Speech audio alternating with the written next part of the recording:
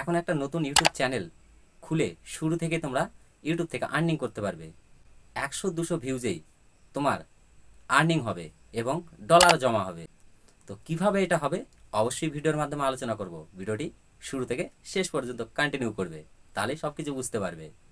তো একটা নতুন চ্যানেল খুলেই ইউটিউব থেকে 10, 20, 50, 100 ভিউজ হলেও সেখান থেকে ইনকাম হচ্ছে এবং সেখান থেকে ডলারও জমা হচ্ছে।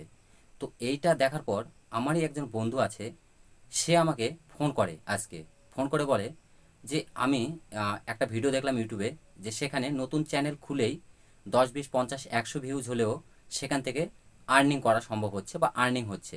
তো সেরকম যখন ভিডিও সে দেখে, দেখার পর আমাকে ফোন করে।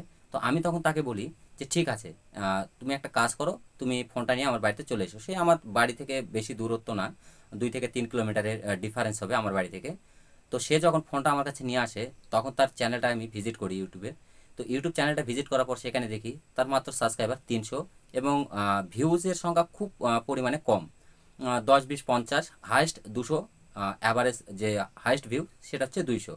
তো তারপর আমি তাকে বলি, তুমি কিভাবে বুঝলে যে তোমার চ্যানেল থেকে ইনকাম হচ্ছে বা ডলার জমা হচ্ছে? তুমি যে ভিডিওটা দেখেছো, সেই ভিডিও দেখে অবশ্যই তুমি সেটা ট্রাই করেছো, দেখেছো যে তোমার চ্যানেল থেকে একটা ইনকাম হচ্ছে, যে তোমার 10, 20, 50 ভিউজ হচ্ছে, তোমার চ্যানেলের সাবস্ক্রাইবারও এত কম, তারপরেও তোমার যে চ্যানেল থেকে ইনকাম হচ্ছে সেটা অবশ্যই তুমি দেখেছো। সে হচ্ছে হ্যাঁ দেখেছি। তো আমি বললাম যে তাহলে তুমি কীভাবে বিষয়টা দেখলে আমাকে একটু দেখিয়ে দাও।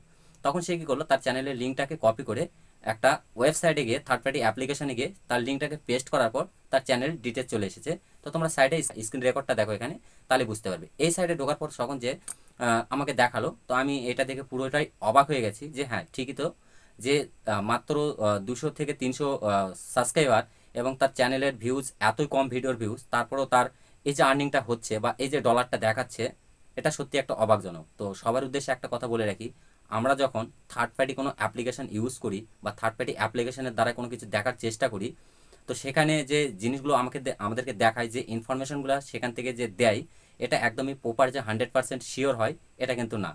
কারণ থার্ড পার্টি অ্যাপ্লিকেশন অনেক কিছু দেখায়, তারা এই যে এই জিনিসটা যেটা দেখিয়েছে, এটা তারা এটাই বোঝাতে চেয়েছে যে তোমার চ্যানেলটা যদি মনিটাইজ থাকতো বা মনিটাইজেশন হয়ে যেত, তুমি এই পরিমাণে তোমার চ্যানেল থেকে আর্নিং হতো, এত আর্নিং করতে পারতে পার্টিকুলার। তো এই বিষয়গুলোই তারা এরকম থার্ড পার্টি অ্যাপ্লিকেশানে দেখায় এবং অসংখ্য কন্টেন্ট ক্রিয়েটর আছে যারা এই যে যে বিষয়টা, এই বিষয়টা নিয়ে অনেক ভিডিও বানাচ্ছে। এতে করে কি হচ্ছে, অনেক নতুন নতুন ইউটিউবার যারা নতুন নতুন ইউটিউবে এসেছে, তারা কিন্তু বিভ্রান্তির মধ্যে পড়েছে। অ্যাকচুয়ালি আমার চ্যানেলে আমি ইউটিউব সম্পর্কিত ভিডিও দেইনি বললে চলে, এটা ফার্স্ট টাইম ইউটিউব সম্পর্কিত ভিডিও বানাচ্ছি। কারণ আমার চ্যানেলে আপনারা গিয়ে ভিজিট করে দেখবেন, সম্পূর্ণটাই আমার ফেসবুকের টিপসের ভিডিও বানাই। আমি সব কিছু ফেসবুক টিপস অ্যান্ড টিপসের ভিডিও আছে। তো আমার যে বন্ধুটা, সেও কিন্তু ফেসবুকে কাজ করতো। তো ফেসবুকে কাজ করতে করতে এখন তো ফেসবুকের যে পরিস্থিতি, যে আর্নিংটা এতটাই কম হচ্ছে ফেসবুকে, তো তাতে করে কি হচ্ছে, অনেক কন্টেন্ট ক্রিয়েটর কিন্তু ইউটিউবে বা অন্যান্য প্ল্যাটফর্মে তারা চলে যাচ্ছে, ব্যাক করছে তারা। তো সেই ক্ষেত্রে আমার সেই বন্ধুও চেষ্টা করছে যে ইউটিউবের ফেসবুকের পাশাপাশি সে ইউটিউবেও কাজ করবে। তো যখন সে ইউটিউবে কাজ করার সিদ্ধান্ত নেয়, নেওয়ার পর যখন ইউটিউবে এসে এইসব ভিডিও দেখে, তখন তার সত্যি মাথাটা কাজ করা বন্ধ করে দেয়। তখন সে সঙ্গে সঙ্গে আমার সঙ্গে কন্ট্যাক্ট করে। তো কন্ট্যাক্ট করার পর আমি ডিটেলস সব কিছু দেখি, দেখার পর তাকে একটা জিনিস বুঝালাম যে দেখো, একটা চ্যানেল, ইউটিউব চ্যানেল যখন তুমি পার্টিকুলারভাবে আর্নিং করতে যাবে, তখন কিন্তু কিছু ক্রাইটেরিয়া আছে এখানে।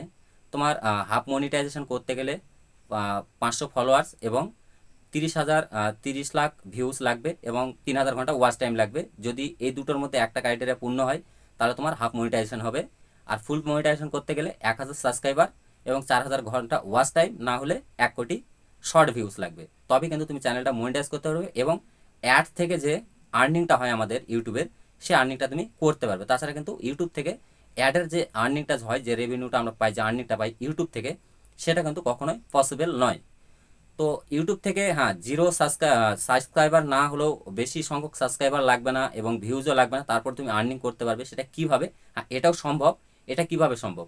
তোমার একটা চ্যানেল আছে, হয়তো 200, 300, 500 সাবস্ক্রাইবার আছে, ভিউজ খুব কম আছে, তারপর তুমি আর্নিং করতে পারবে কীভাবে? তোমার কিছু প্রোডাক্ট বিক্রি করে, সেখানে সেখানে তুমি হয়তো তোমার কোনো নিজস্ব প্রোডাক্ট আছে, তুমি কোনো ব্যবসা করো বা কোনো কিছু সেল করতে চাও, সেই সেলের মাধ্যমে তুমি কিন্তু সেটা করতে পারো। বা তুমি কোনো কিছু শেখাচ্ছ, কোর্স, তুমি একটা কোনো কোর্স করবে, সেই কোর্সিং সেন্টার বা সেই বিষয়টা তোমরা ভিডিওর মাধ্যমে তুলে ধরতে পারো। তুলে ধরে সেটা থেকে তোমরা আর্নিং করতে পারো। কিন্তু যে ফেসবুক বা ইউটিউবে যে ভিডিও পাবলিশ করার পর, পোস্ট করার পর ফেসবুকে যে মনিটাইজেশন পাওয়ার পরে যে আর্নিংটা আমরা অ্যাড থেকে পাই, সেই অ্যাডের কিন্তু আর্নিংটা তোমরা করতে পারবে না।